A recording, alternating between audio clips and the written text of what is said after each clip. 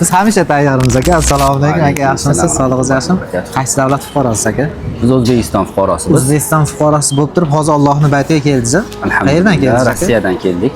Rossiyadan turib, qizil pasport bilan, ya'ni O'zbekiston pasporti bilan kelsa bo'lar ekanmi? Bo'lar ekan, alhamdulillah. Mana guvohliklar. Muammolar yo'qmi aka? Hech qanaqangi muammo yo'q. Kamchiliklar aka? Kamchiliklar ham yo'q. Allohning baytida hech qanaqangi kamchilik yo'q. Tavsiya qilasizmi? Albatta tavsiya Bizni qilamiz. qanchadan beri taniysiz aka? 2,5 yildan oshiq.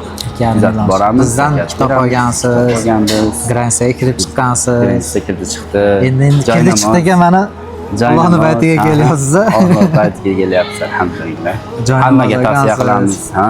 Makkadan biz olganmiz. Ha. Xullas do'stlar, mana sizlarga ikkita taklifda sizlar migratsion kartalarning muddati yetib keldi, kirdi chiqdi qilishinglar kerakmi? Allohning baytiga taklif qilamiz. Ishinglar o'xshamayaptimi? Allohning baytiga taklif qilamiz. Ey do'stim, duoinglar bormi, qiladigan tilaginglar bormi? Allohning baytiga taklif qilamiz. Nima xohlasanglar so'ranglar, Allohning baytida ijobat bo'ladi. Qaysi davlat fuqarosi bo'lishinglardan qat'iy nazar bemalol Allohning baytiga tashrif buyursanglar bo'ladi. Aka, endi o'rtacha ish haqqi bilan olganda qancha ishlagan odamlar beri kelsa bo'ladi? Necha oyligiga? 1 oyligiga bemalol kelib, o'rtacha ish haqqi bilan 1 oylik ishlagan oylig'inglarga kelsalar bo'ladi. Bemalol yetadi. Xullas, qaysi davlat fuqarosi bo'lsanglar ham Telegramda murojaat qilasizlar. Ma'assalom.